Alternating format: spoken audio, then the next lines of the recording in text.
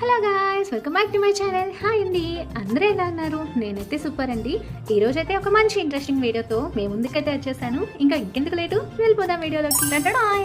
ఈ ప్లేస్లో కొంచెం మొక్కలైతే వేసుకున్నాము. ఇవి వేసి కూడా ఎక్కువ రోజులు అవ్వలేదు, కానీ చూసారా ఎంత బాగా పండినాయో.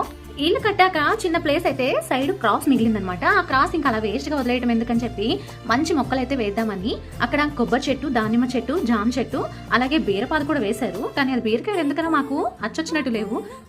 చిన్న పిందె రాగానే తెగి పడిపోతుంది అనమాట. దానికి పసుపు నీరు చల్లాము, అలాగే ధూపం కూడా వేసాము. అయినా ప్రాబ్లం అయితే అట్లానే ఉంది. మీకు ఎవరికైనా ఈ ప్రాబ్లం కి సొల్యూషన్ తెలిస్తే ప్లీజ్ కామెంట్ చేయండి. ఇక్కడ చూస్తున్న ఈ మొక్కలు మావే, కానీ ప్లేస్ అయితే మాది కాదండి. వానస్ అమెరికాలో ఉంటున్నారంట. అయితే ఆ క్రాస్ ముక్కలో నల్లమట్టి వేయించాము 2 ట్రాక్టర్లు. అందులో చాలా వరకు మట్టి మిగిలిపోయింది. సో అది వేస్ట్ చేయడం ఎందుకని చెప్పేసి ఇలా మడుల్లా చేసేసారనమాట. కొన్ని రోజులకే మళ్ళీ తీసేస్తాము. ఇలా 6 మడుల్లా చేసేసి ఒక్కొక్క మడిలో ఒక్కొక్క విత్తనాలు అయితే చల్లాము. అది ఒకటి గోంగూర, తోటకూర, పాలకూర, చుక్కకూర, అలాగే కొత్తిమీర, పుదీనా. లోపల వేసిన బీరపాదు మొత్తం ఇక్కడికి అల్లేసుకుంది, కానీ బీరకాయలు అయితే రాలేదు.